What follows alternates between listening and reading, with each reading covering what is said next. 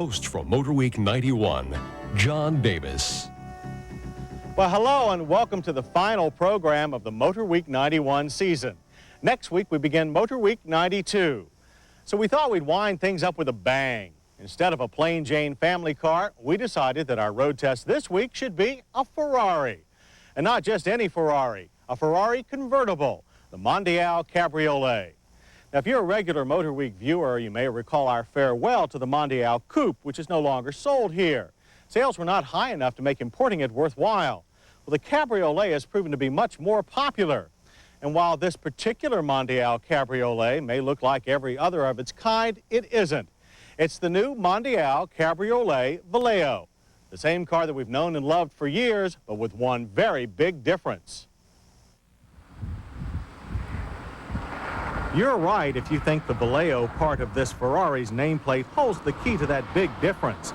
Valeo is the company that makes the electronic clutch system which allows shifting of the Mondial's manual transmission without the use of the clutch pedal. In fact, there is no clutch pedal. The Ferrari's gearbox and clutch mechanicals are basically unchanged.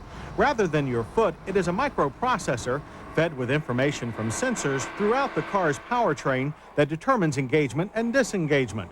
Then an actuator operates the clutch. At higher RPMs, the clutch is dumped quickly for fast, accurate shifts. At low speeds, matching the revs makes a more gentle and gradual gear change. The Mondial's 5-speed, with its gates and first down low European shift pattern, still requires a firm shove into each gear. After a few times around the block with the Valeo system, our drivers stopped pounding the floorboard with their left foot. Though automatic clutch-type shifting is not a new concept, rally and racing cars have experimented with the technology for years. This is the first time such a system has been installed in a Ferrari road car.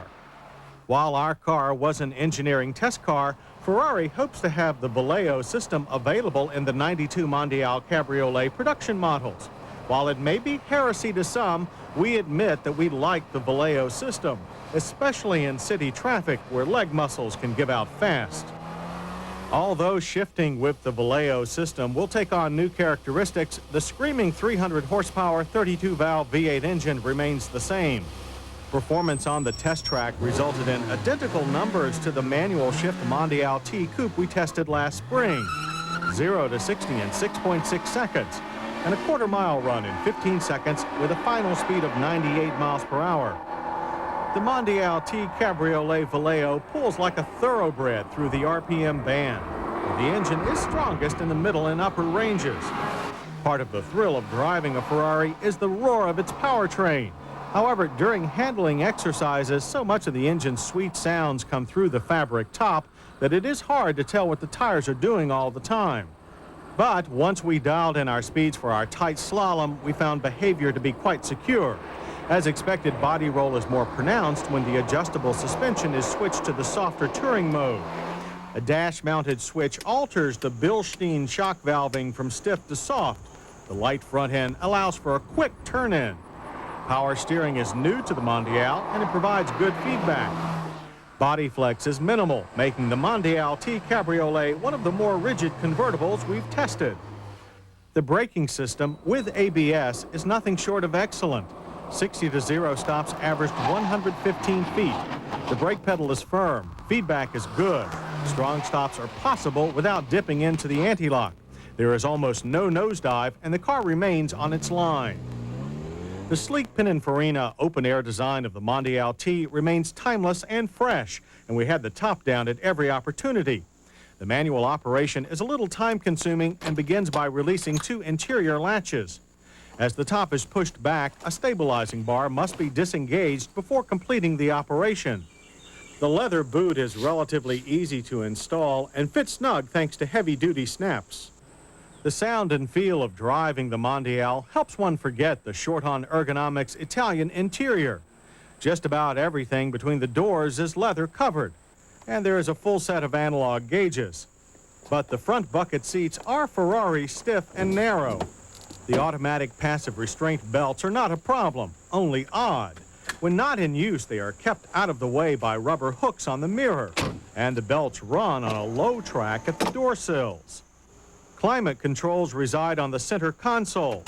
and space for the radio is forward of the shifter. Rear seat room is 2+2 minimal. Leg room is non-existent, but seat backs fold for use as a package shelf.